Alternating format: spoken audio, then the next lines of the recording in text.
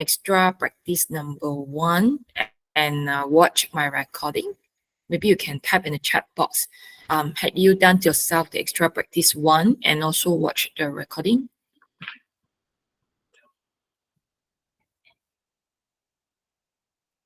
Okay.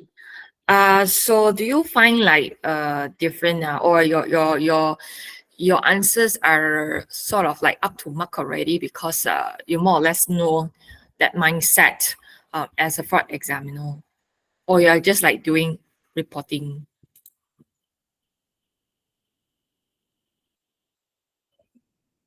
So doing reporting only is not enough. Okay. So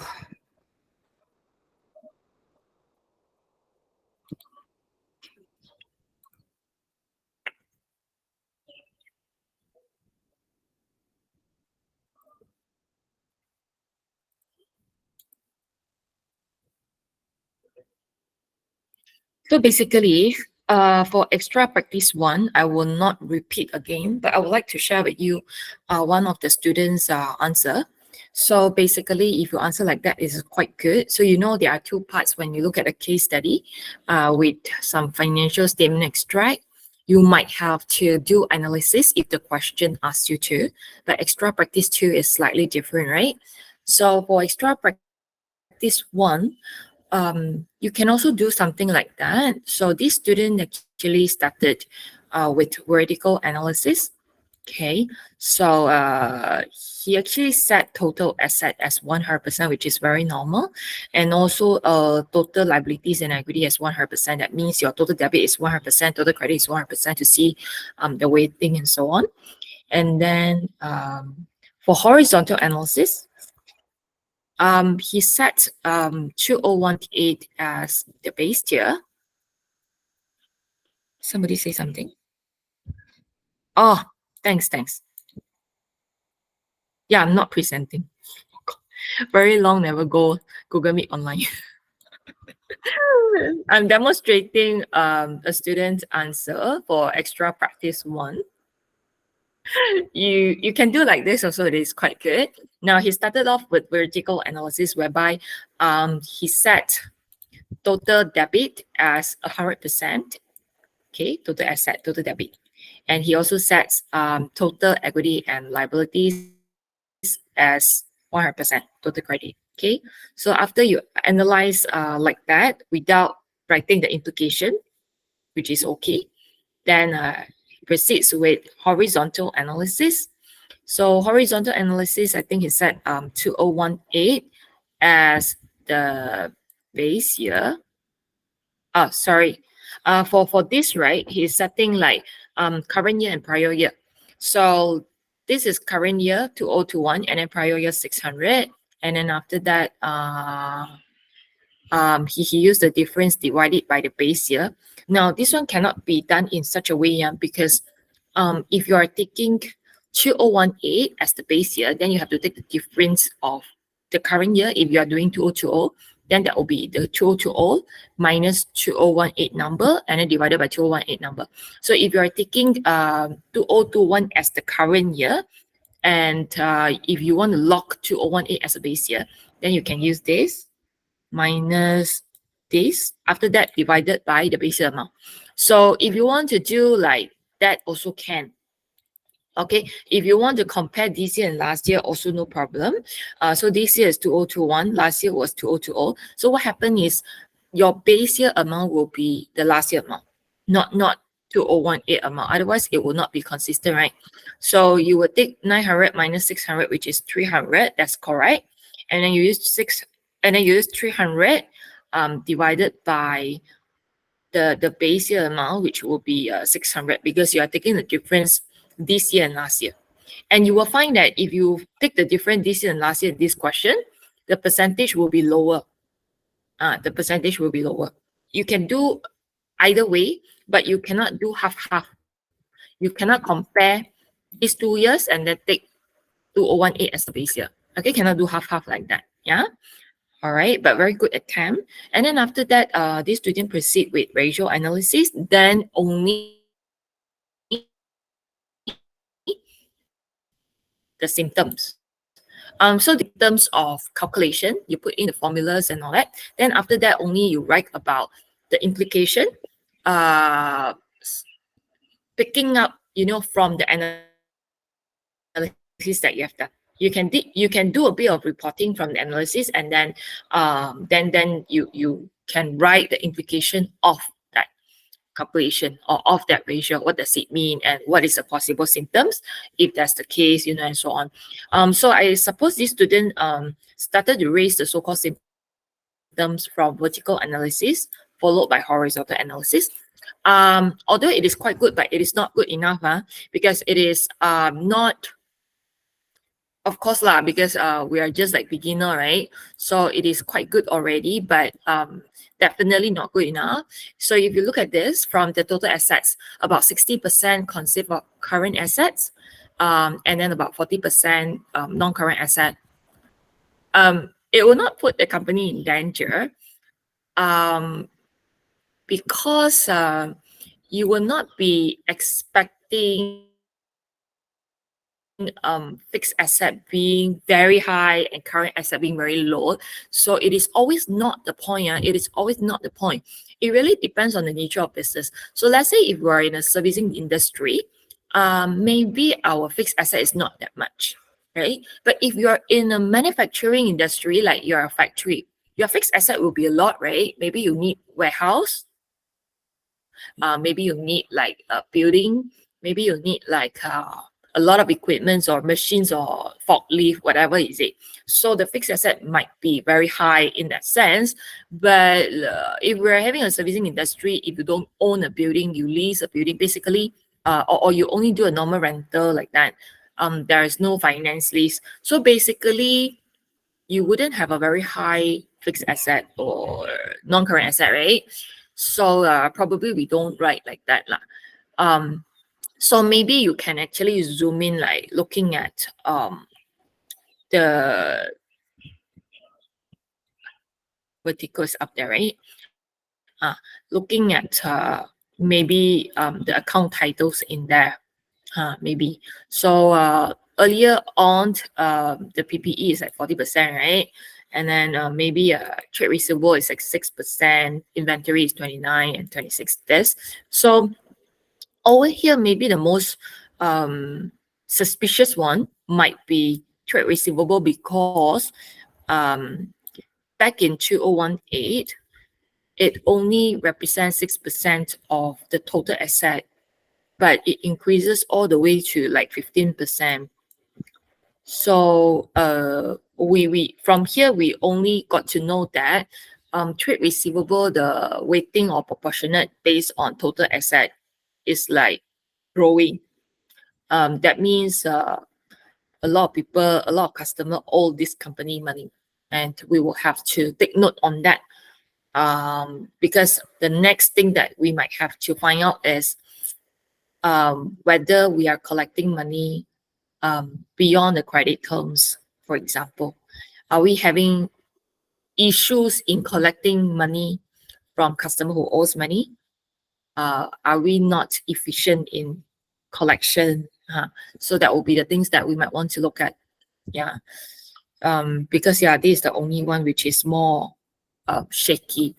Then we move on. The percentage of liability are more than half to be compared to their equity, which shows that the company's transactions are heavily on debt.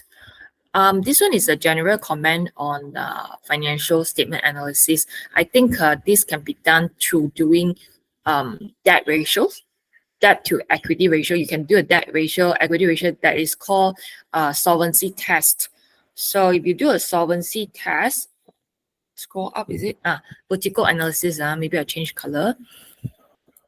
All right. So what we can do over here is we can take the total liabilities divided by the total liabilities and equity to find out the ratio, followed by the total equity divided by the total liabilities and equity to work out the ratios to see the debt ratio and equity ratio. That's called solvency test. So you are more looking at whether the company realize the the funding more from borrowing money or getting investment from the investor and through accumulation of profit. So if the debt ratio is too high, it is not so good because borrowings you might have to pay interest and so on. Okay, so let's say 3275 divided by the total 5825. It is equal to 56%, right? Not too bad, right? Actually, it's not too bad. So the debt ratio is fixed 56%. And then if you use 2550 divided by 5825, it should be about 44% like that, because it add up, it has to be 1 or 100%. So 2550 divided by 5825, it is equal to 44%. Yeah, 44%. This company relies more on borrowings and maybe liabilities, okay, including like trade payable. So is this a symptoms? Maybe if there is a fraud in liabilities, you might have this kind of scenario in your final exam. So you don't expect your final exam is something like this. It has to be trade receivable. It has to be inventory. It's not a duplication. My final exam paper is always different. So I'm not giving you this and duplicate it or like modify it, you know, so that you have about the same story you memorize, then okay, no. So you will have to understand it. Symptoms could be from non-current asset, current liabilities, non-current liabilities, expenses or sales. There are all sort of possibilities. So you will have to understand it, comprehend it, and try your best. So if let's say this is an exam setting and you are not accessible to any of the materials, and therefore my marking therefore my requirement will be lower, my marking scheme will be more lenient. With this kind of answer, the students already can get like A already. Yeah, can get A already. Although I'm sort of like telling you, this is probably not the area, that probably not the area, but we are all beginners only, right? So the expectation will not be that high. But you have to like think. So if you're not accessible to any of the materials, you are not copy pasting from your friends. Basically, normally 10 students will have 10 different answers. It will not be the same because you have different thoughts. You see things from different aspect and angle. And that's where we can understand whether you understand the scenario and how much is your understanding. It is quite fun and interesting in that sense.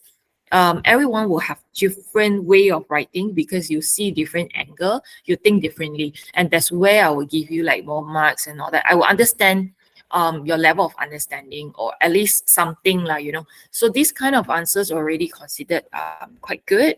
It is about A already. Yeah. So don't worry too much about that. Okay, then. Yes. Do in finals, Dalila, is it? Yeah. Do we have to do like the horizontal and the vertical analysis as well? Because I thought we just only need to do the common ratios.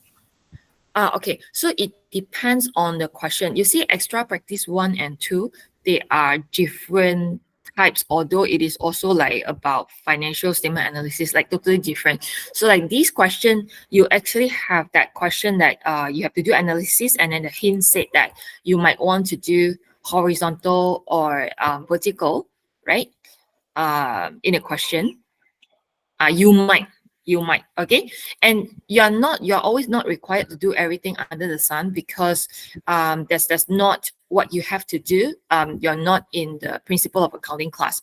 So probably in this case, you might at least have to do gross profit margin and so on. So you might have to do if it helps you to find out the symptoms, but you don't have to do like everything. So later when we look at extra practice 2, you will understand about it. So only when it is needed for you to achieve your objective, you do it. But you don't have to do like one by one manually using a calculator. Don't do that now. Otherwise, it is like wasting time.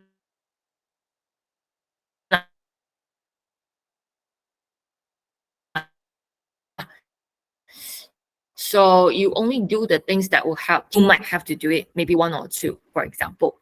Might have to. But you don't do like one by one. So many, right? Okay. Then we proceed.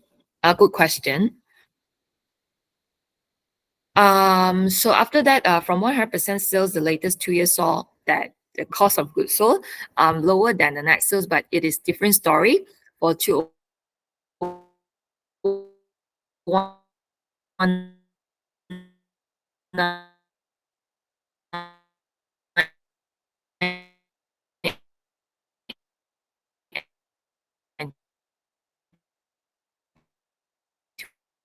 218, whereby the cost of goods sold are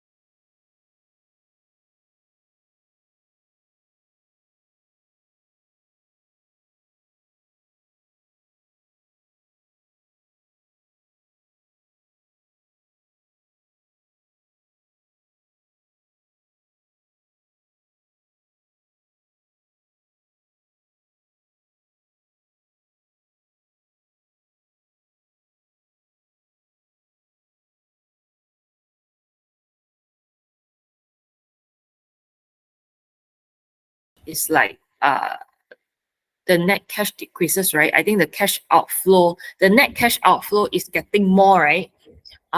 So the problem is why the sales increase that much, but then our cash flow is still tight. Is it because the customer didn't pay us back? And then we also owe like the supplier more and more, right? So it doesn't explain why the cash flow is like very tight. So there is a very big red flag there because financial performance has been better, but still there is like a liquidity issue. There's a going concern issue in this case. Okay, now so I'm done with this already. So we look at the next one. Next one is extra practice 2. Now, this is also a past year question. I think this is much too old to final exam question, but that time our final exam, it was only 20% in total. Now, so let's look at this question. Roughly, I assume that you had already attempted the question. So just very roughly, this question is talking about Tech World, Technoworld. So it is also a servicing company.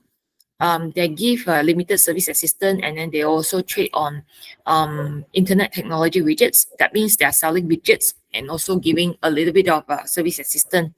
So the internal auditor of the company performed horizontal analysis of this balance sheet and did not identify any accounts that may be questionable. Okay, so the keyword is internal auditor found that the account is like very good lah. It seems like nothing questionable. However, so what triggered that point in this case is totally different. What triggered that point is whistleblower. Okay, there was an anonymous whistleblower. Actually whistleblowed that this company had been overstating revenue. Just that it cannot be identified through financial statement analysis. Okay, and why did the whistleblower mention about it is because the whistleblower said they didn't record or they under record the sales return. Okay, so the whistleblower actually mentioned that the company shipped out the product, shipped out the inventory. Okay, but then this company has a very strange policy whereby the customer might not have to pay them back based on the amount of inventories they shipped or they delivered to them. Okay, because their policy, their weird policy mentioned that the customer can actually return as many as possible without any reason, for example. So I'll give you an example. So Technoworks, they can actually ask the customer, hey, I want to fight my sales target. Can you please order from our company, okay? Send a purchase order with a total worth of 1 million ringgit of inventory. Okay, then I ship to you. You don't need that many, also never mind, because you can return the unused inventory after that, and then you don't have to pay 1 million ringgit, by the way. You can imagine that kind of weird distribution agreement, right? And therefore, there's no harm doing that. Or maybe there is some personal interest or benefits received from the other side. For example, from the purchase department head, of the customer company, and therefore they agree to do that. So basically, if they send Technoworks 1 million ringgit purchase order, they don't have to pay 1 million ringgit. They can return any unsold product, unused product, or whatever after that. So they can choose to pay 300,000, for example, and there's no harm at all. Right? But for Technoworks, this is a big problem. Because if you delivered 1 million ringgit worth of goods, let's say this is a selling price, and you will actually, on the delivery date, you will, as Technoworks, you will actually credit sales and debit trade receivable already. By how much? 1 million ringgit. You get my story, right? Now, the issue is this a genuinely 1 million ringgit sales? Answer is not. Because you know in advance, your customer might only need 300,000 ringgit of inventory, and they will only pay you 300,000, but you deliver them 1 million ringgit, and maybe with some briberies and all that. That one is only some assumption. So your sales in genuine, in fact, is 300,000, but on delivery date, because you managed to deliver so many, right? So you can actually recognize 1 million ringgit sales, and you debit 1 million ringgit trade receivable. Do you think that you will receive 1 million ringgit and after that you can de-recognize your trade receivable by 1 million ringgit? Cannot, right? At most you receive 300,000 ringgit. So you will debit bank 300,000 ringgit, you will credit trade receivable 300,000 ringgit, and then you will have a trade receivable carried out of 700,000 ringgit, which is not true. So in this story, the sales and trade receivable have been overstated. If I make an assumption with this scenario, so you can imagine what happened. So the proper way is that if the customer were to return a 700,000 product, which is actually very weird, it is a very obvious window dressing. So you will have to do a sales return and reduce your net sales, right? And you will not do that because you want to manipulate in such a way, isn't it? However, this company, Technoworks, has super expert accountant whereby they are able to manipulate everything so that the ratios, the horizontal, vertical analysis, they all look very healthy. You get what I mean? All right. So, but then still they cannot cover up because of the whistleblower information, which requires further investigation, maybe from the non-financial aspect. Now, so Technoworks distribution agreement allow the distributor the opportunity to return the product for credit whatever they believe the product unable to be sold. So this was the one I mentioned just now. Okay, so now we are in the end of the financial year 2021. Okay, and then what happened is they will have to propose the allowance for future return. That means they actually submitted and they claim that it is a reliable measurement. Maybe the future return is out of 1 million ringgit, like my story just now. The future return is 100,000 ringgit, 10%. But it is too low, right? Because based on my story, the customer will only use 300,000 out of 1 million. They are going to return 700,000. So if the accounting personnel from TechnoWorld, they only propose allowance for future return, and therefore there's a sales return to reduce the net sales, which is 100,000. It is far too low as compared to 700,000, the actual sales return in future. And that's the reliable estimation. And therefore, the sales return has been underestimated. Okay, now, and the management actually, they were well aware. The management actually were well aware the exact amount of return, 700,000, for example, when the external auditor did their audit. Okay, but instead of adjusting it correctly, because they had that intention to manipulate already in the beginning, for example. So instead of adjust it correctly, the management actually prevent the auditors from examining the location where the return goods were stored. Oh, too bad, right?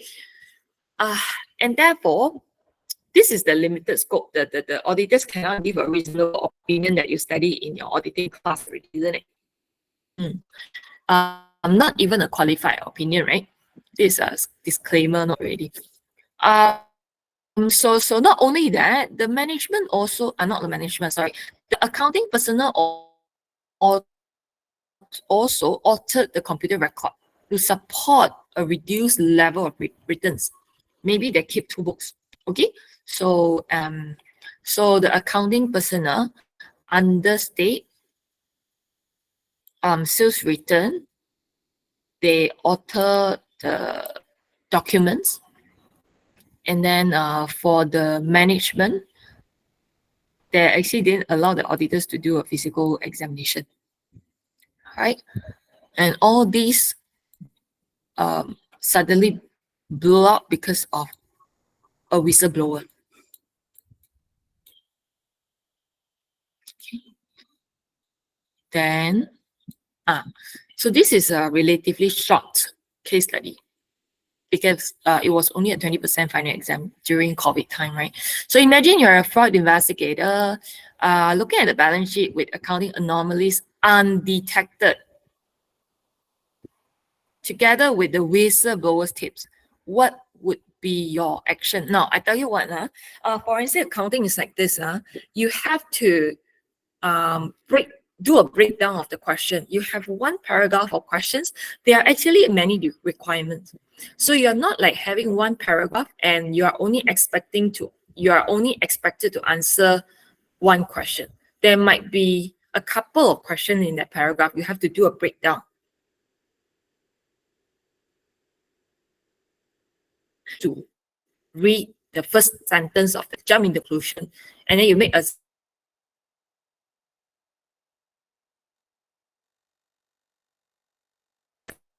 they see accounting anomalies, then they thought, oh, my answer must be financial statement analysis. I want to do what ratio and all that, then finish. And then the rest never bothered. Then very difficult already. Then you cannot score, definitely. So you will have to read the question carefully and think on your own. Actually, how many sub-questions are there in that paragraph? Because no matter how much you answer for the first sub-questions, if you are not able or you neglect or you ignore, okay, the sub-question number 2, number 3, number 4, then you will lose all the marks there. Because if let's say in one paragraph, there are actually 4 sub-questions, and then you are given 8 marks, for example. So every sub-question will give you 2 marks. So if you answer so many things for the first sub-question and then you actually didn't notice the rest, maximum you will get 2 marks only. It makes sense, right? Because you didn't read the following of the question and so on. Therefore, you have to be careful of that. So from this question, it says that you as a fraud investigator, you are the fraud examiner, and you also cannot detect any accounting anomalies like the internal auditor undetected. However, you've got the whistleblower tips. So what would be your action? So you are going to talk about not much of issue in accounting analysis. So you're not required to do the analysis because not much of issue. You're not going to waste your time on that. And you're going to talk about the second thing, which is whistleblower tips.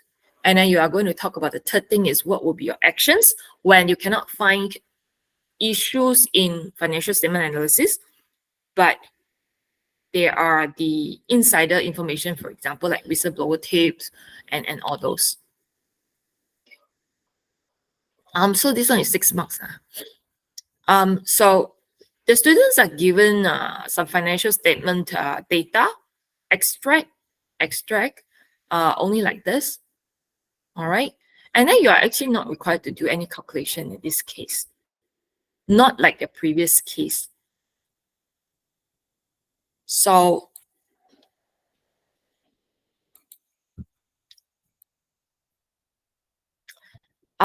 this is the suggested solution. So basically, if you're given, let's say, if you're given 6 marks, in this case, because final exam is 20%, so it has to be shorter.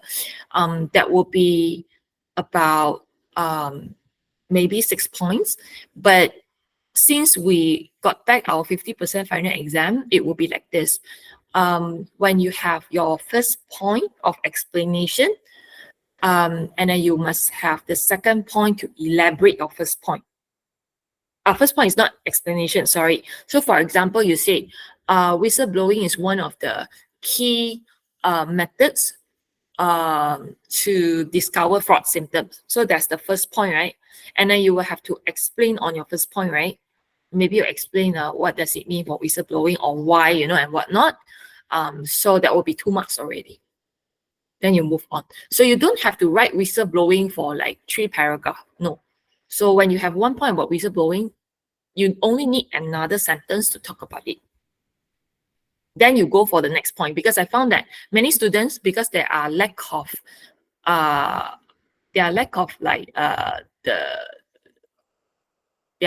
points, their lack of getting the various factors or different factors towards the case study, and therefore they elaborate a lot on 1 point. You will not get a lot of marks because there's only 1 point, no matter how much you talk about it. You get what I mean, right? Now, so let's look at this question. The investigator would consider conditions affecting the investigation while planning before the action. Okay, so before you act on it, you will have to think about different conditions. You have to plan properly what you want to do and so on. So the investigator, let's say we are the investigator, we should notice that the level of return product was quite high for the previous year. And then the allowance for return were too low on books compared to the actual returns from the prior year. So we should have tried to observe the location where the actual return goods were stored. So when you do your action plan, you want to plan before you act on it, right? So when you do your action plan, you actually notice that the return of product should be higher. So when you want to act on it, you should observe the location where actual returns goods were stored. The next thing is we will not allow to access to that physical location, right? So the investigator should try to trace the steps, the process, to determine if all the appropriate recordings are made. But then the next thing is the documents were authored by the accounting staff, right? So the investigator could also do more extensive analytical and substantive testing. Now, although the horizontal analysis or vertical analysis undetected in terms of accounting anomalies, okay, we might do something more rigorous.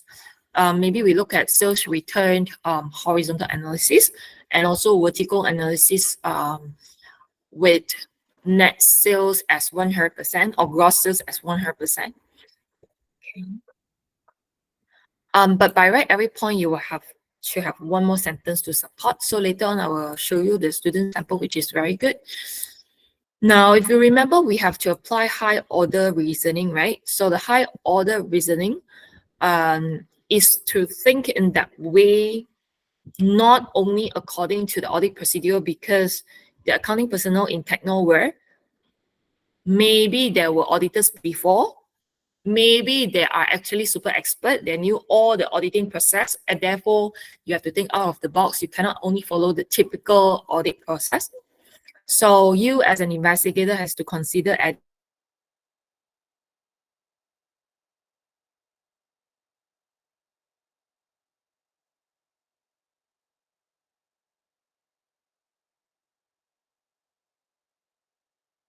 expected investigation procedures, whereby you believe management may be doing a conceal of fraud based on their strategic reasoning. So your strategic reasoning must be on top of them, otherwise you cannot catch them, right?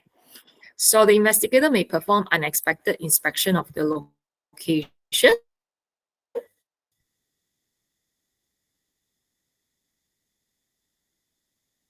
where written goods are held. So at this stage, in distance, it is no longer a typical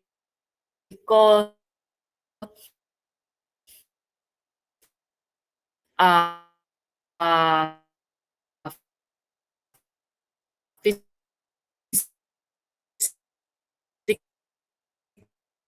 physical count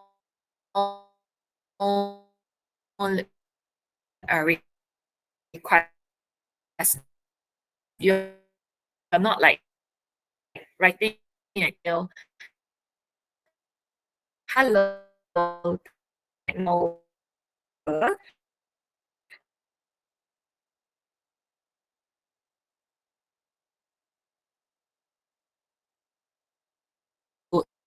inspection of inventory. And therefore, you have to assume that whenever you ask a question, they will actually turn you around. Okay, they will goring you, turn you around. So you have to think the way out. A little bit like FBI already, right? So realizing that management was applying strategic reasoning to conceal the fraud, the investigator would interview employees who work where these goods may be stored and perform unexpected inspection of these goods to get an accurate count of the magnitude of returned goods and attempt to unveil a fraud. And this case, right, normally we have to rely on the court demand already. So it is not a typical checking. You have to rely on court demand and also maybe police help and so on, ex-court. Yeah. Now, so let's look at the student answer. This is the best one. But very few students got this. Yeah. Now, let's look at it. Firstly, I will investigate the symptoms in order to prevent any false accusation. I will also identify if there is any symptom available. And we try to disregard or ignore the grammatical error. Since there is no anomalies in analytical symptoms, I can find it in terms of accounting and documentation, behavioral, control, lifestyle, and tips. However, a perfect financial statement like Technoware's might also indicate some fraud because too good to be true. Okay, so you have to be a bit skeptical in that sense, professionally, professional skepticism. All right, so maybe that's like cooking the book kind of thing to perfection. So in terms of counting or documentation, I can look for any missing documents, journal entry posted end of the year, or posted by the top management like financial controller himself or herself. In terms of behavioral, I can search for any suspicious behavioral by the employee or management when asked about the sales. So what this student meant is investigator also interview, the management and all that, but you can look at the facial expression and then you can try to detect any suspicious behavior from facial expression gesture and so on. Yeah. So when asked about sales delay, unusual delay, to have any document related to sales returned, and so on. In terms of control, I can look at if there is any override of internal control by the management, any weakness of cutoff process. So you will find that whenever these students talk about one point, there will be another statement explaining about the point. In terms of lifestyle, I can try to identify if there's any significant bonuses being tied up in meeting earning forecasts or any executive personal wealth being tied up in the company stock. So about 2 points, about 2 sentences per point will do. Then, lastly, in terms of tips, other than the tip I received about the overstatement of sales, remember the question said that there was one anonymous whistleblower, right? There might be other tips that might support this issue. For this to happen, the whistleblowing should be anonymous and inclusive. So they have to follow up. After I have identified all the symptoms, then I should plan an effective audit that are targeted towards revealing the revenue-related fraud. So I should be practicing strategic reasoning in which I anticipate the fraud perpetrators' likely method of concealing the fraud. Also, I should be using the higher order reasoning in which I will consider the additional layer of complexity, including how the management may anticipate behavior. I will first try to identify how the management commit the fraud and what is the fraud scheme used. Then I will identify the audit tests used to detect those schemes. Then I will find out how can they modify their schemes in order not to be detected by me if I'm using typical tests. This student is like perfect. This answer is really very perfect. Lastly, I will modify my audit test in order to detect the modified fraud scheme. In other words, I will introduce unexpected audit procedures. Some typical audit tests that can still be planned, like physical counts, in order to determine how many inventory have been sold. After planning the audit plans, then I will execute it with professional judgment and skepticism. I will be rational and not biased in making my judgment. This one is a bit too long, but that's fine. If it is about the same, so basically the marks will be there for that point already. Lastly, if there is any fraud detected within the company, I will investigate the fraud. I will find out the way and the scheme that management uses to conceal the fraud. With enough evidence, I will report it to the higher authority for them to make further actions. Full mark. So this is the best answer. Now, some student answer like this. Actually, this one is you don't have to do this for this question. You don't have to calculate again. You don't have to recalculate again because there's not much of an issue there. So yeah. All right. So this student didn't get full mark for that question. Normally you won't get full mark for one question, by the way. All right. So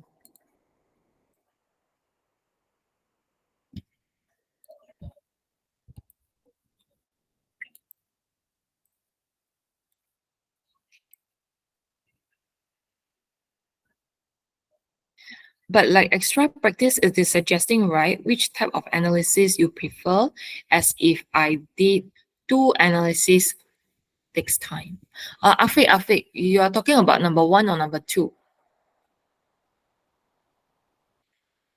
Oh, number 1. Yeah, that's why you have not enough time, right?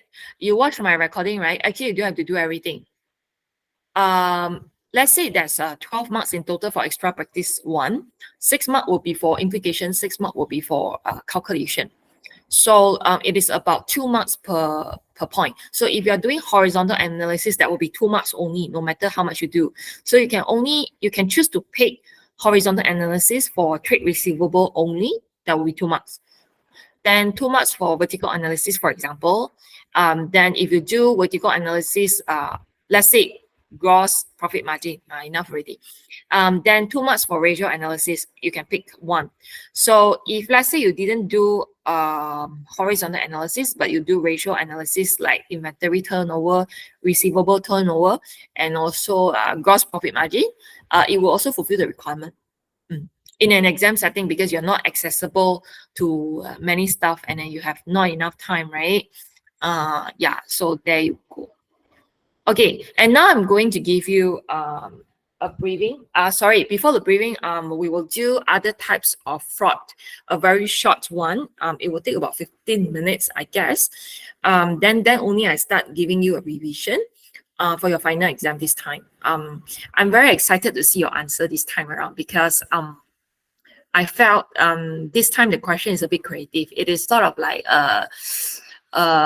the whole thing can connect like the whole of the course from the beginning to the end, except for other types of fraud. So I'm quite eager to see your answer, so that I know whether our class is effective or not this time around. Yeah, but before that, we will do the last one, which is not that very important. Just go through lah, just go through, not that very important. So it will take about 10 to 15 minutes, I guess. But then I will still do a recording for recording purpose.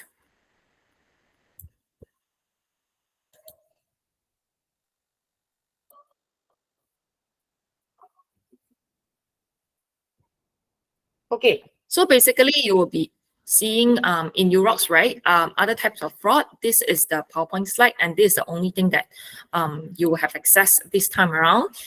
So let's look at other types. Do you share the screen? Screen, is it? Yeah. Thanks. I'm going to share my screen now. Thanks for being like so proactive.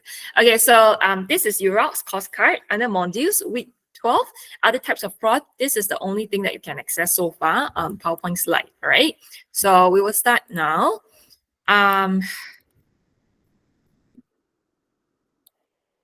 Okay. All right. So end of this topic, we will be able to define a little bit about consumer fraud. It is very serious, all right? And then we will understand a little bit about how perpetrators fraudulently conceal and transfer assets and income in bankruptcies and divorces. And then we will define a little bit about tax fraud. But tax fraud, you should learn more in your tax 1, tax 2. And then last one, how money laundering is used to commit fraud. I think we have already talked about money laundering a lot. Therefore, we will just omit it, all right? Now, so consumer fraud, basically, the fraudster, they committed fraud against the targeted consumer. And the targeted consumers might be with high education background as well. Okay, so there are many with high education background, including bank officer, that might be the victims, including lecturers, including accountants. All right, so we always have to have a very cool and calm mind when anyone approach us for personal information or any kind of investment proposal or any kind of love in first sight messages. Don't believe it lightly. Okay, and sometimes you have to take it very seriously, report to the authority and so on. So there are two primary types of consumer fraud. The first one is identity theft, and then the second one is consumer scams. Now, identity theft, the perpetrator might steal the victim's identity, and victim here is actually consumer. Anyone, maybe you and I would be the potential victim, right? So there are different methods in stealing a victim identity. It could be dumpster diving. Now, some of us would like to, throw the garbage, simply throw whatever unwanted stuff in the dustbin or public dustbin, or you just recycle it without scrapping it. And this give way to the perpetrator to dive in to the rubbish bin or garbage to look for important information. For example, very, very long time ago, there was one very big company. At that time, they had computers, desktop, very, very long time ago, because they were kind of rich. And then after all, they wanted to change all the computers in that company. And therefore, they just dispose it as it is. They did not delete all the data in the computer, and then they just replace the new ones, and then the old ones, they just dispose it like that. So the company which purchased the second-hand computer actually stole all the important information from the old computers. Okay, they actually misuse the information they got in an illegal way, and it was finally caught, but the victims have been victimized because the company actually dealt a lot with consumer. So all the consumer personal data was stolen, and it was due to ignorance because this particular company did not sell the information. They actually sold off their second-hand computers. Huh. Okay, so this is called dumpster diving. Now, the second one is skimming. I think you all know skimming a lot already. Skimming means the money has not been recorded in the system. Before recording in the system, it was already stolen, right? So that's called skimming, right? So it can be one of the identity theft method to steal the victim money. Now, the third one is social engineering, divulging confidential information, for example, phishing. So what is phishing? Phishing is to send fraudulent messages designed to trick people to reveal sensitive information, etc. For example, many years, one of my friends received an email from Maybank. Actually, that email was not from Maybank, but the link is almost the same. There's only one alphabet different. I think it is like the A is like different. So the so-called Maybank email asked him to click in that link because there is an issue, asked him to update the profile and so on. So he clicked on that link, and right after he lost all the money in his bank account. Okay, so that's one of the methods. Another one is stealing wallets or sneaking into the victim's home to steal information. I think that one don't have to explain. Shoulder serving. Shoulder serving, for example, let's say a consumer go to ATM machine to withdraw money, and then there's another person behind, very tall, and that person is actually a thief peeping the ATM password. That's called shoulder serving. Steal mail, I think don't have to explain. Some of your identity has been stolen, like password, mail, and so on. Now, the second types of consumer fraud is consumer scams, including foreign advance fee scams. For example, you as a consumer, you buy gold or you buy crude oil, and because the scammer say it is much lower than the market price, and you buy and you pay, and eventually you know that there's a scammer, so your money is gone. Then you report to police, but normally you cannot get back the money. Now, another one is work at home scheme. For example, MLM and pyramid scheme. Another one is bogus mystery shopping scam. Maybe you receive like an email or SMS from Shopee telling you that you have 1,000 bonus point and you can actually use that point to exchange something for free. And then, for example, you have to click that link, and so on. You have to pay 5 ringgit admin fees, but eventually you lost 500 ringgit. So that's bogus mystery shopping scam. Telemarketing frauds. Maybe there's a call, and then after that you agree, you give your credit card information, and then you got scammed. And then investment scam apparently is a scam about investment, like Scheme Cepat Kaya, for example. Of course, there are some other scam like love scam and all that. Now, so we're going to look at the next slide, which is the overview of tax, divorce, and bankruptcy fraud. The reason that fraud is so common in bankruptcy, divorces, and tax payments is because the assets are being taken away from the perpetrator and given to someone else. Is like very common. So what is bankruptcy? Bankruptcy is a legal process that allows the debtors to work out an orderly plan to either settle debts or liquidate assets to distribute them to creditors. Now, for example, when there is a company or there is an individual has liquidity issue, okay, you are not able to meet your short-term obligation and you declare bankruptcy. Your supplier sue you. You are not able to pay back. Once you declare bankruptcy, right, the liquidators will access the total assets you have, and they will actually distribute the total assets you have to the creditors.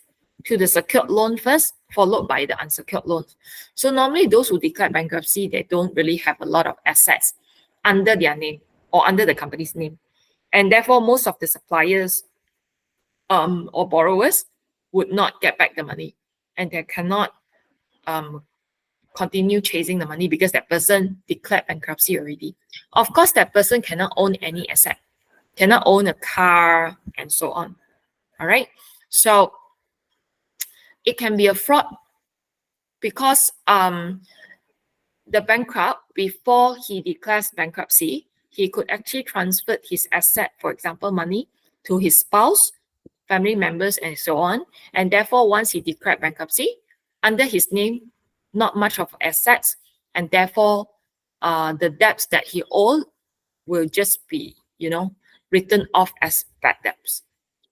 Okay, so there's another one. When one marriage partner discovers that his or her spouse has committed fraud, he or she often seeks divorce to salvage a reputation or because of lack of trust in partner. I think this is not very important for this subject. Yeah. Tax fraud can be committed against tax authorities that collects tax. This is very important, but in your tax class. So tax evasion, it is actually a crime. Okay, it is a criminal case, not a civil case, yeah, by right. So the tax fraudster, by right, there can be imprisonment if the authorities decided to do so. So basically, for a company or individual who evade tax or under-declared tax, they are committing tax fraud. So the common tax fraud schemes are not limited to all this, but these are some examples: deliberately underreporting or omitting income. So let's say they have some part-time jobs, they have some freelance jobs, they don't include in there. It is considered as tax fraud also. Although a lot of people feel like it is a very small case, minor case, but this is actually a tax fraud. Overstating tax deduction, let's say you overstate the relief. Let's say you didn't pay insurance, but you claim for medical insurance 3,000 ringgit. This is also a tax fraud. Keeping two sets of both, the genuine one for our own reference and then the fake one for tax filing purpose. This one is a tax fraud. Making false entries in book and records. Understate or overstate, they are all making false entries in the books and records. Okay, and with this, we have done with other types of.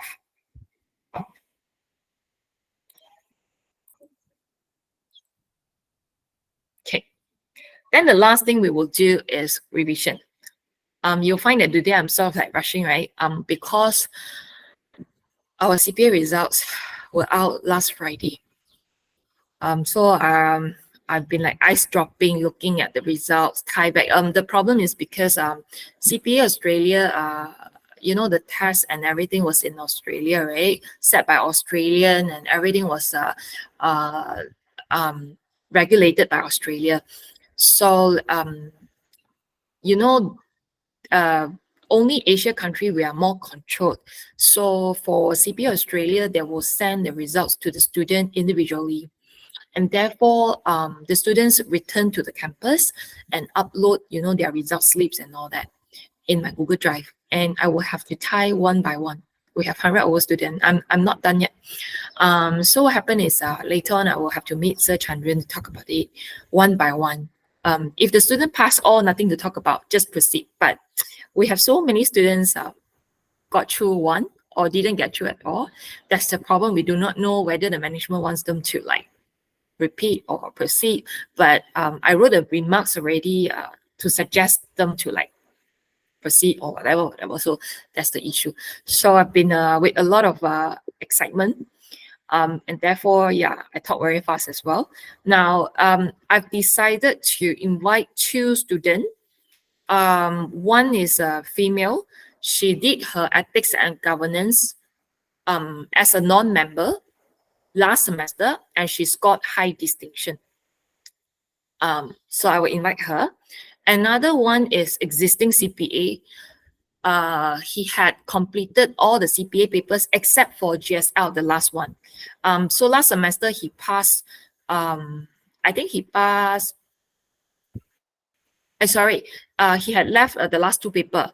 I think he passed his financial reporting and strategic management accounting with high distinction and distinction, if I'm not wrong. Yeah, a boy. So a boy and a girl. I will invite both of them to give a briefing session because it is totally different about how you should study and all that. So it is doable lah, huh? Because they only did it last semester, right? So it will be good. I've not invited them. It will be good if they can share so that you can actually get some understanding. So what I want you to do is you try to discuss among yourself and all that. And if you have any question in mind, like how to study and so on, or what is your question? So I tell you already, right? One girl, she had done her ethics and governance as a non-member. That means like your position now lah. So she had been doing internal auditing, and all that together with ethics and governance. So she also had to do some presentation, continuous assessment. At the same time, she have to do external paper, so it is exactly the same scenario. So you have any question about study method or whatever, you can ask. But then you cannot ask and expect she answer you straight away during the briefing session. So you all might want to discuss and then you give me a list of questions. Then I give her so that she can prepare before the briefing session. So another boy, he is more experienced because he had already done his ethics and governance as a non-member. Then last semester, he was an associate member and he did his financial reporting and strategic management accounting without any university subject because there's the second semester. And he got through, I think so far, all the papers distinction and above. So if you have any question, you can ask, but you give me a list, okay? And then I plan to do it 1 week after your final exam because I suppose you have to focus on your final exam next week. Week after next, I think I will invite both of them. Maybe we set it on Friday morning or Thursday. I do not know lah. We will talk about it later, but you can try to think. Now, I will not give you a break because once I'm done, then I have to, get it done and I have to proceed with my CPA admin stuff and so on. So I'm going to do a recording now for revision. Okay, I will tell you things about revision and you can ask questions along the way. Because there are some students, they are attending a financial reporting class now, physical class now. And therefore I want to record this. Okay, so as I mentioned, you only have one case study in your final exam. So your case study, the first page, full page, is about a story case study, one full page.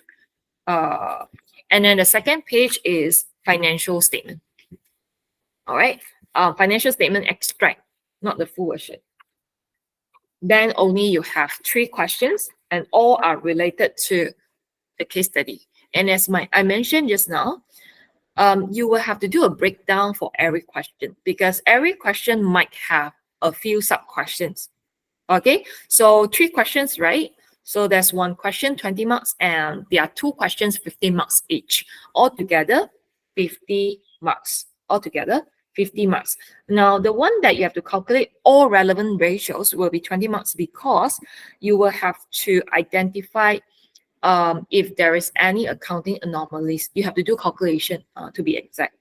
Then you have to detect whether there is any fraud symptoms based on calculation. Okay, and then another 2 questions are not about calculation. So you will have to answer according to the question, look at the question carefully. There might have several sub questions for you to answer. And there is where I can examine your connection and understanding from the first to the last topic. Not other types, from nature of fraud until fraud against organization. All right, and therefore I would like to go through very quickly with the topics. Now, if you remember, in the very beginning, we learned about the overview of fraud, right? Nature of fraud, right? And then you did your midterm test, right? And so you will still have to remember because we always tie back with our fraud triangle and all that. Okay, so basically,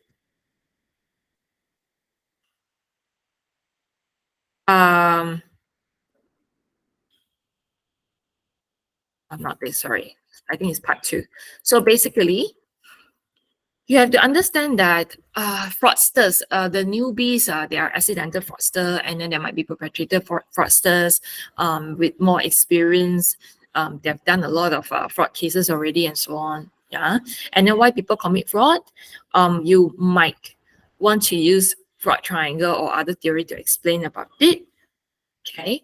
It is due to like perceived pressure, perceived opportunity, and rationalization. But always when you talk about theory, you have to come back linking or connecting with the case study character.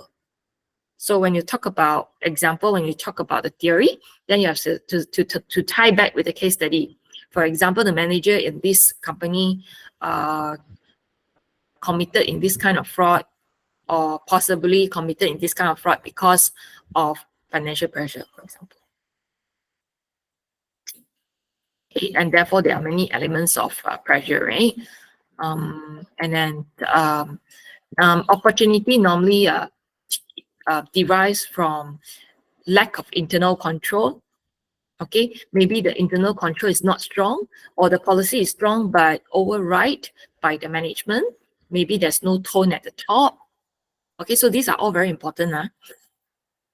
Now, and then you will have to know, after we understand about the overview of fraud, then we learn about prevention and detection, right? So you have to know the differences. Okay. What are the differences? Prevention is we try to put in some measurements, hopefully to prevent from fraud happening. Hopefully, although we know that it would not be 100% elimination. So our prevention measurement is normally internal controls. Normally, we want to have a stronger controls, proactive auditing, and so on. So that's more about prevention. So you will have to be very proactive in terms of your control system, so that you can try to reduce fraud as much as possible. So that's prevention. However, after you have done all the steps, okay, let's say you have your whistleblower program, and then you have already raised the awareness among your employees that fraud is something very serious that will be penalized in a very terrible way. The whistleblower has chance to whistleblow them. But after you have done all this, still there are some fraud symptoms.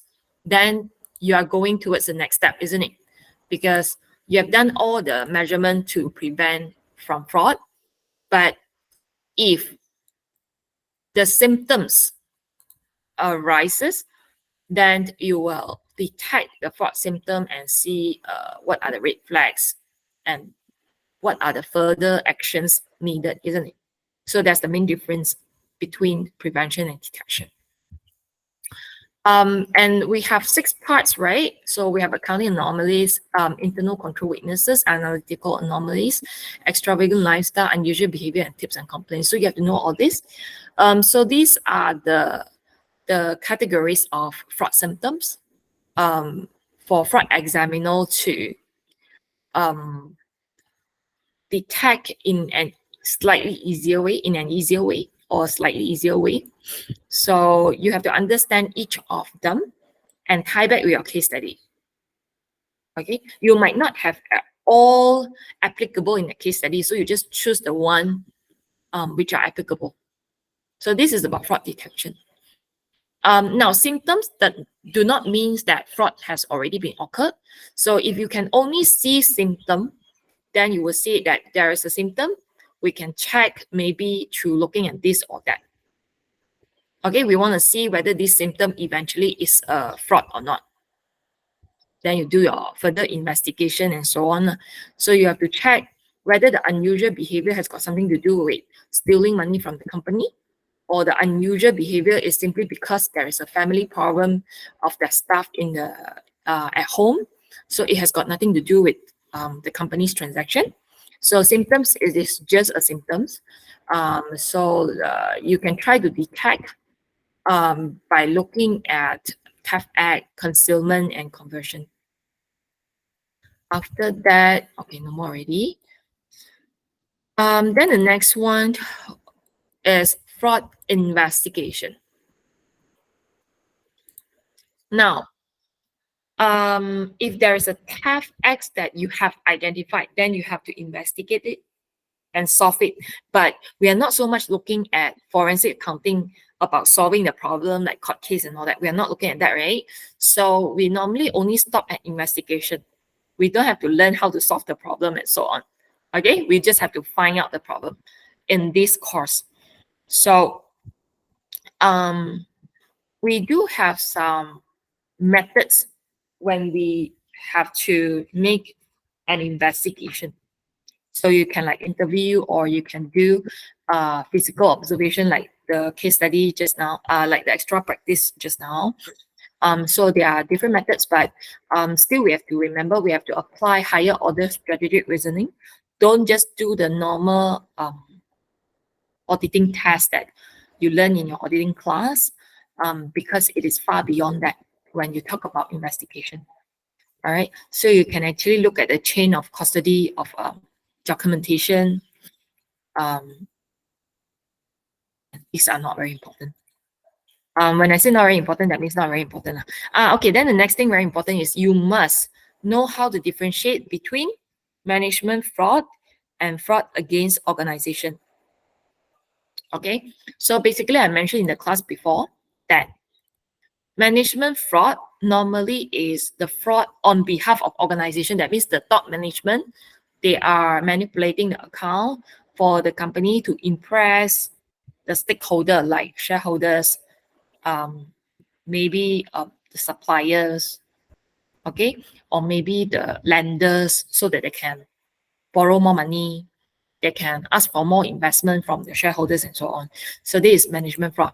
So we are more looking at financial statement fraud. Financial statement fraud, you are not only studying the calculation, but you also have to understand, you have to comprehend the meaning, the implication. Okay, so management fraud is more on that. The top management may cook the book, window dressing, may manipulate the account. They may want to overstate the revenue or overstate the profit. There might be other overstatement. For example, there might be overstatement of liability. Also possible because you try to imagine if there is a liability, for example, payable. That means this company owe another company money, right? Why the management want to manipulate it? Maybe it's because the payable is a related company. So they are trying to manipulate the account using a shelf company or related company and so on. So they want to fluctuate that payable so that they can fluctuate their cost of goods sold according to their needs and wants, for example. So everything is possible. Yeah. Then this is the one that I think I mentioned, think outside of the box. Higher order strategic reasoning is required. Then you might want to look at the non-financial performance measured.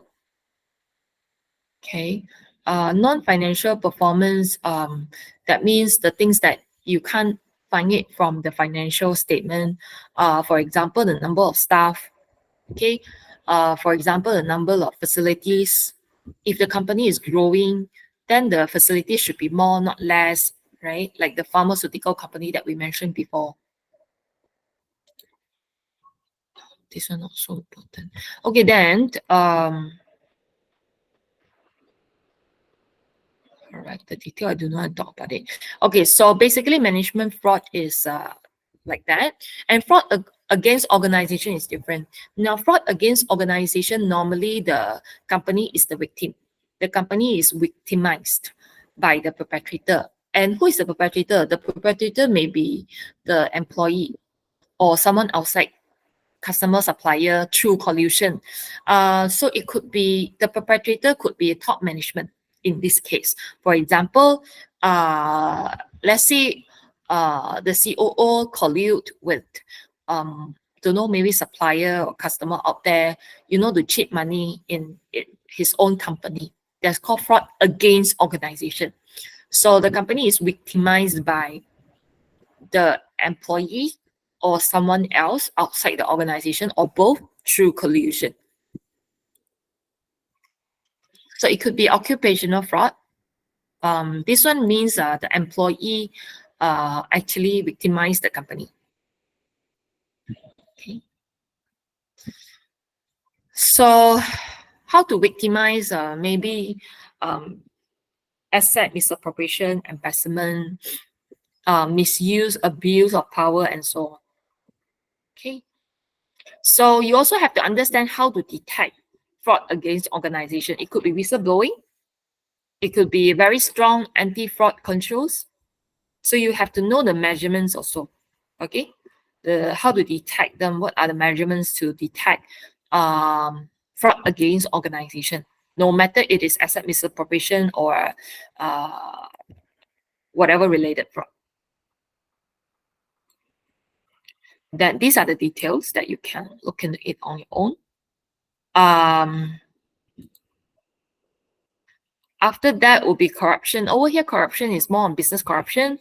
So if let's say, like what I said just now, let's say COO colluded with supplier out there, there's a corruption, and this is a fraud against organization.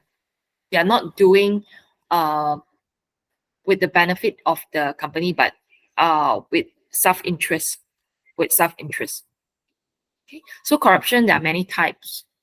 Okay, briberies, and so on. Maybe the supplier want to get a business and bribe the COO, for example, and the bribe is all about so the supplier will sell at a much higher price with lower grade product, and then after that they will share the extra portion in terms of the sales made by the supplier.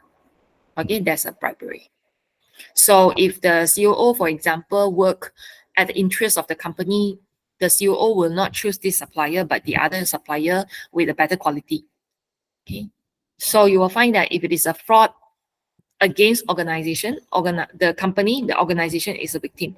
If it is a management fraud, then the users are the victim. The users could be shareholders, could be lenders, creditors, and so on. So you will have to understand the difference, and then you have to tie back with the case study. This case study, whether it is a management fraud or a fraud against organization or both, for example. Okay, so I'm done already. Roughly, I'm done already. Do you have any question about your final exam? When is your final exam? The date is the same or not?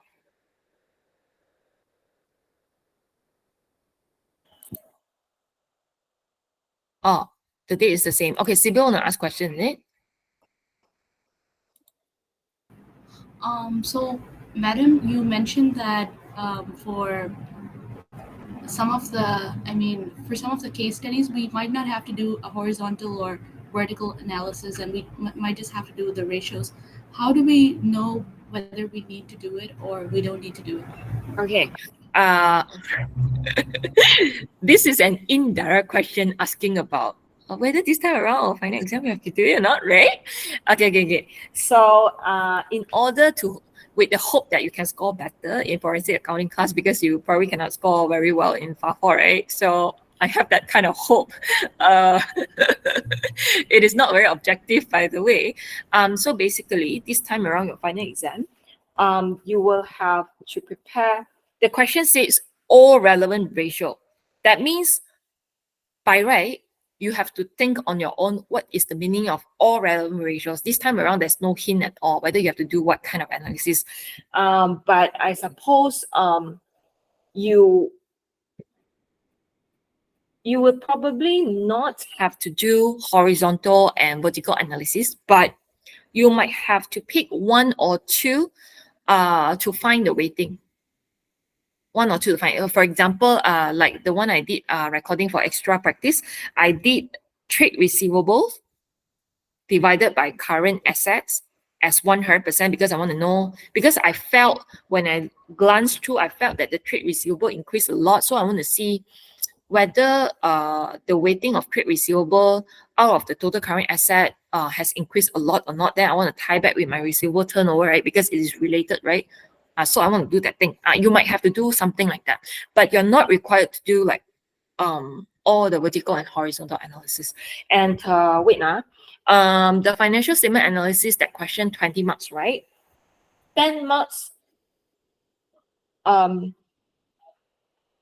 marks will be given for calculation, and 10 marks will be given for implication. So when 10 marks, right? So when you are calculating like one ratio, it is 2 marks.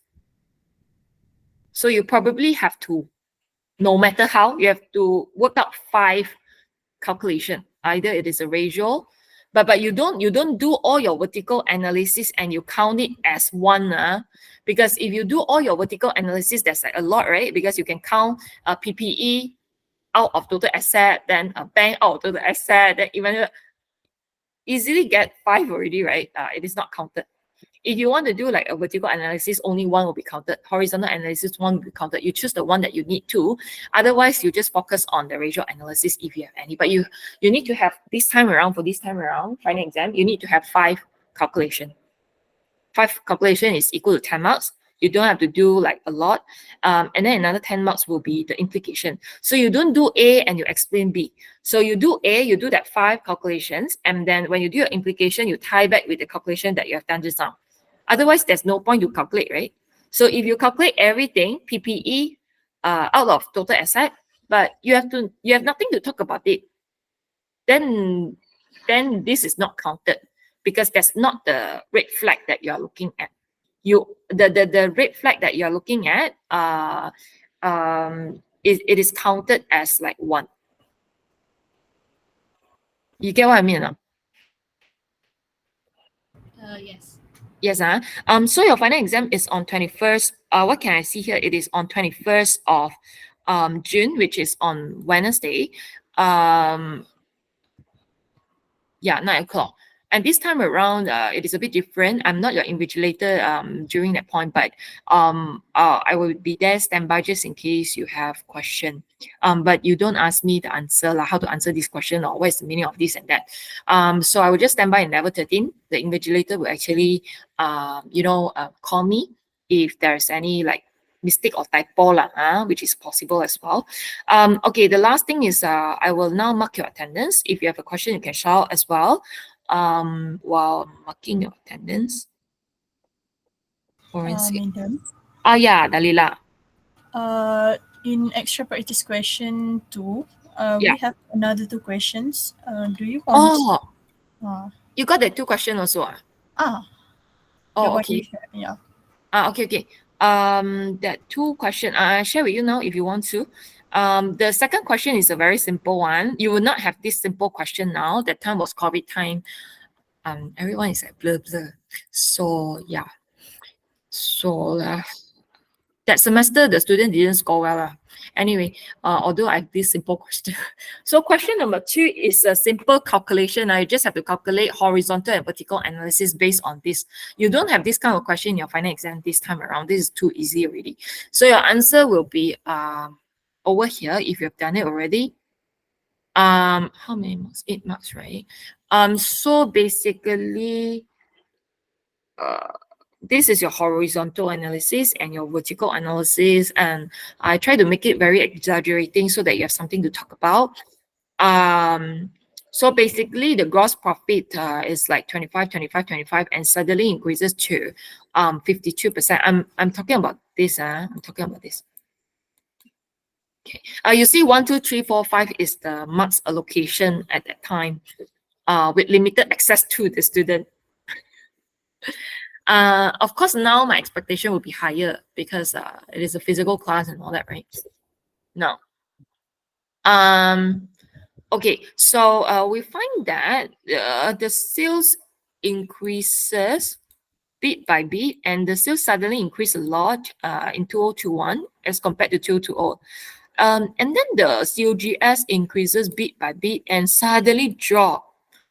This is a very strange one. Okay, sales increase but cost of goods sold drop. Like the one I recorded, would it be the customer love you so much and reduce the selling price, and therefore your cost of inventory is so low, and then the customer love you so much, you increase your selling price and the customer still want to buy from you, and therefore your gross profit margin increases all the way from 25 to 52. It doesn't make sense in a real setting, right? And therefore, this is apparently a red flag. So you have to like explain. There might be a revenue overstatement or a cost of goods sold understatement.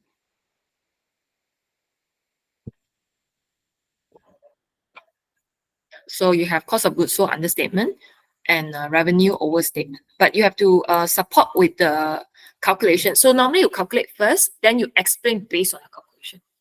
You don't calculate something else and then you talk another thing like that. Can I proceed or not? Yes. And the next one is some organizations are using software robots to catch fraud in expense reports that don't want the fraudulent disbursement. So the robots allow 100% overview of transaction. SAP Concur's Detect by AppZen, launched in 2016, is one of the example. And then there are many systems to catch this kind of problem. That is the meaning. There are different types of software. So the robot analyzes expenses looking for risk. The algorithm clears employee expense reports with no issues, almost instantly allowing payments to be made within 2 days. If there is a red flag, then the transaction goes to a human auditor. So when the robot detected anomalies, then they will alarm the auditor, which is a human being, to do further checking. And this process will significantly reduce the number of transactions needing to be reviewed manually. So the human auditor will not have to do that much. Okay, so one of the client, Entity Clean, demonstrate a strong anti-fraud culture with detection controls in place to identify fraud and errors. And this company actually used the software, oversight software, one of the software to detect, red flags, including expenses, and all that. So they try to use this to prevent disbursement fraud schemes from employees. Okay.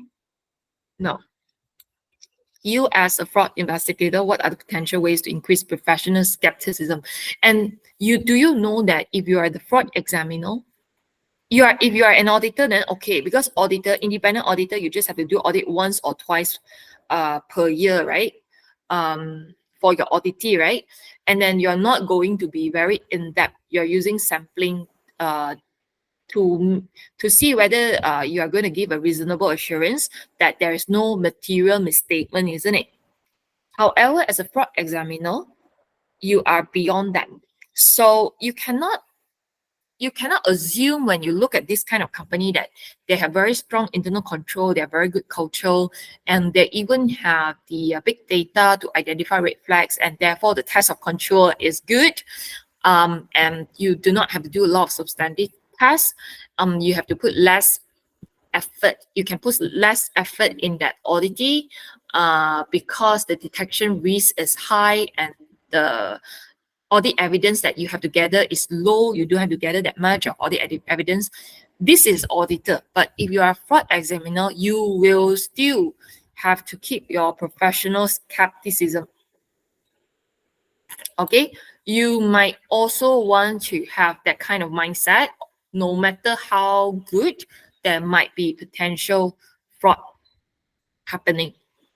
Okay, so you have to tell the auditor to keep an open or questioning mind, or your own team. You have to ask the auditor how to consider how someone could commit fraud. Remind auditors not to assume responses from clients are correct.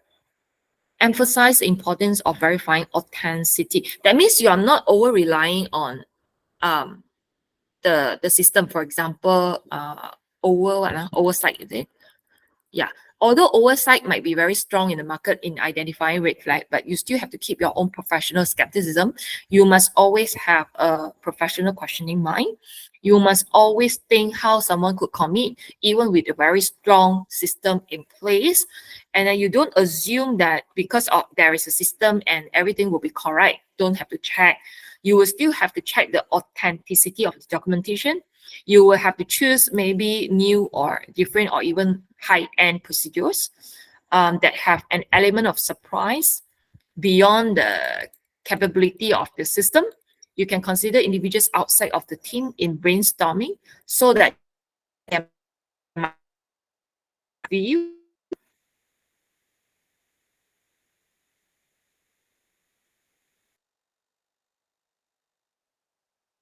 enhance our professional. Okay, then another one. Madam. You don't have to write all lah. So the 3 marks here is 3 points. Yeah. Yeah. You like just now. Oh, I like this now.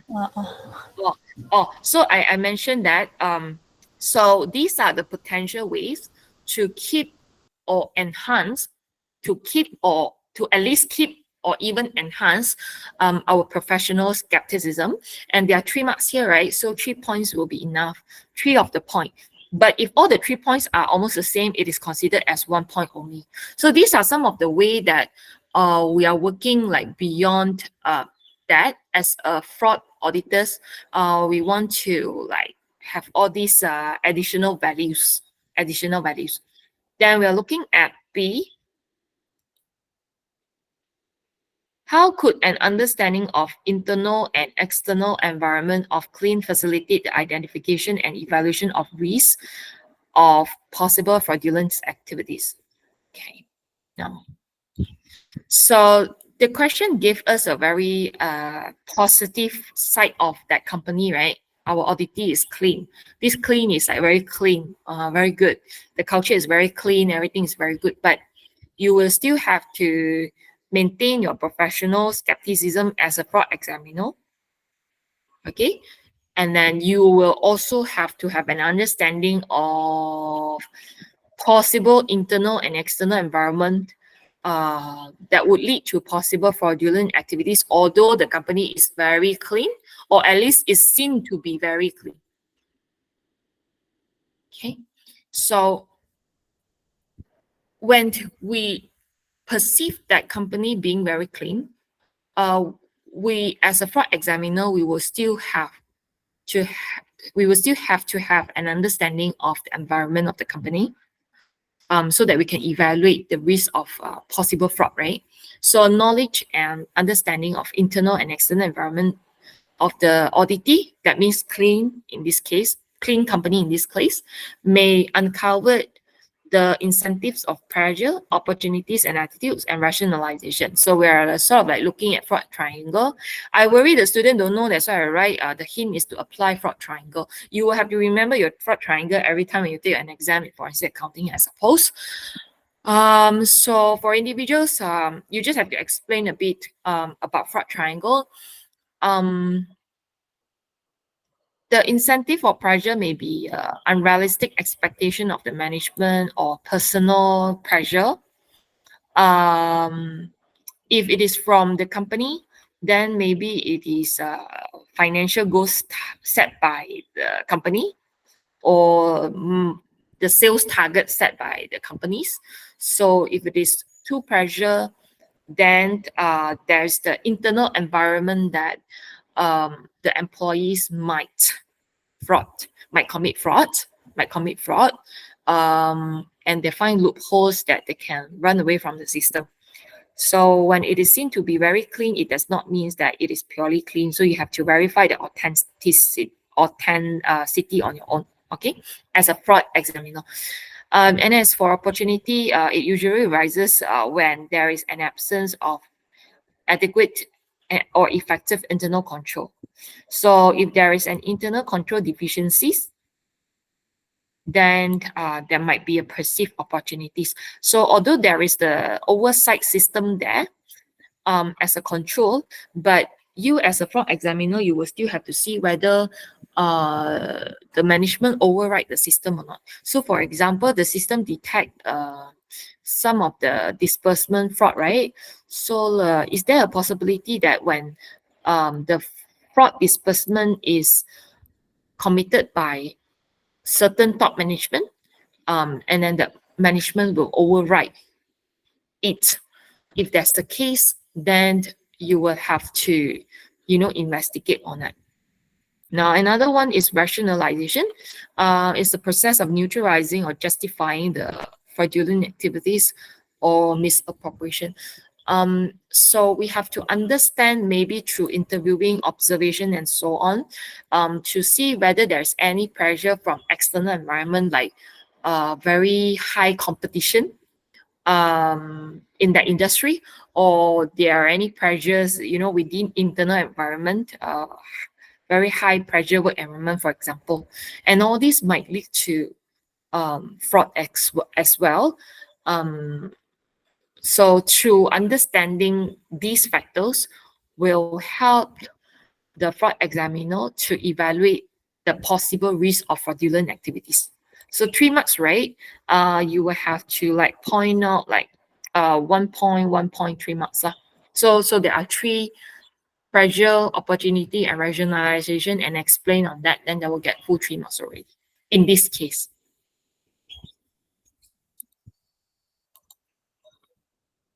Somebody want to say something? Okay, so I will call your name and then you shout out is better. Afiq is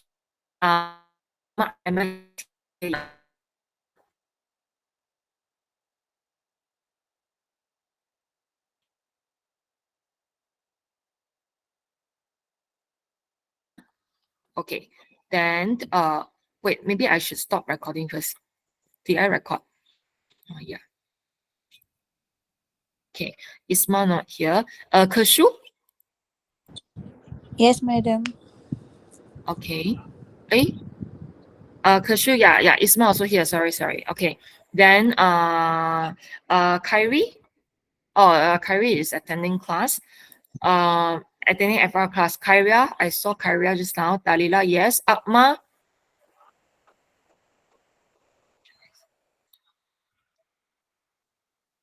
Alif Jais. Yeah, madam. Akma is here now. Akma. Okay. And then Shamim. Yes, madam. Okay, and then Noraini. I think Noraini is EG class, is it? And not that Noraini. Done EG already. FR class, yeah. Zakira. Yes, madam. Amira. Yes, madam. Atira. Yes, madam. Nur Dalila. Yes, madam. Ifa. Ifa normally won't go online. So it's like no. Shahira. Yes, madam. Shaswani. Yes, madam. Nurul Ain. Yes, madam. Nurul Ashikin. Yes, madam. Laila. Nurul Iza. Yes, madam. Can we get the document that you opened just? Cannot. Cannot release the past year question answer. Yeah, that's why I want you all to listen attentively. But I've recorded. I will share the recording. Thanks for your question, Samantha. She's in FR class. Siti Aisha. Yes, madam. Okay, and then Sibyl. Yeah. Mei Mei. I'm here, madam. Okay. Good morning. Yusro Zidatu Yusro. I'm here, madam. Oh, okay. Cannot listen only. Never mind. I think your mic got problem. Zuhusni? Yes, madam. Okay, the last one is Laila. Laila, you're here not?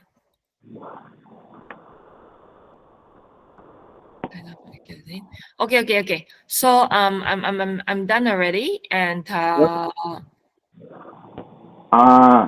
In UOPS, we have case study about fraud investigation. So wait. Cannot hear you. What? Say again.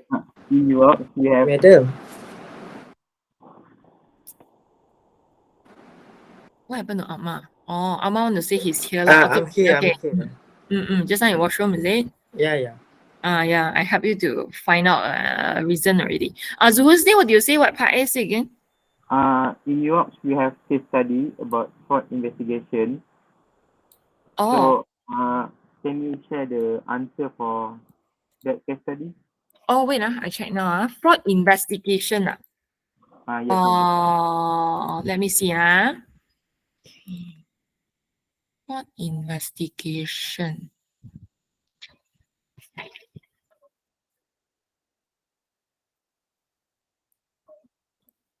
Dalila asked the same question, right, in the WhatsApp, it seems. Is it the Enron one? Yes, madam.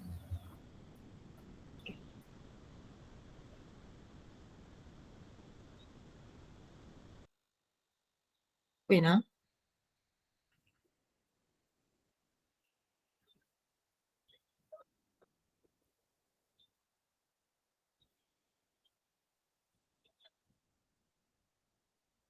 Sorry, I'm having class now. Only I saw the message. I'm still having class. Later. Sir Chandran, they are asking for a meeting at 10 o'clock. Now only I saw the message. My God. Let me share my screen. Suddenly tension already. This is the one, right? Question 1 and question 2. Yes, madam. Okay, wait. I settle now. Later I forget.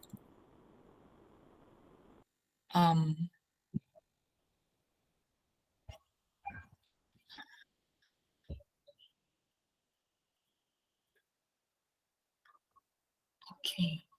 I think what I would do is, since I'm rushing now, I screenshot. So you know the answer is for this lah. I screenshot and then I paste in our group. Job. So many message, forensic accounting. Okay, this one. Another one is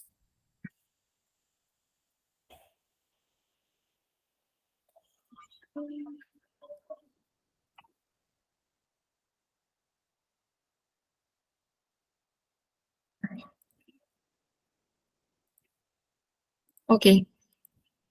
So I'm done. Okay, thanks for attending and I wish you all the best in your exam and I will see you soon. Bye everyone. Bye-bye. Thank you, madam. Thank you. I must go already. Bye-bye.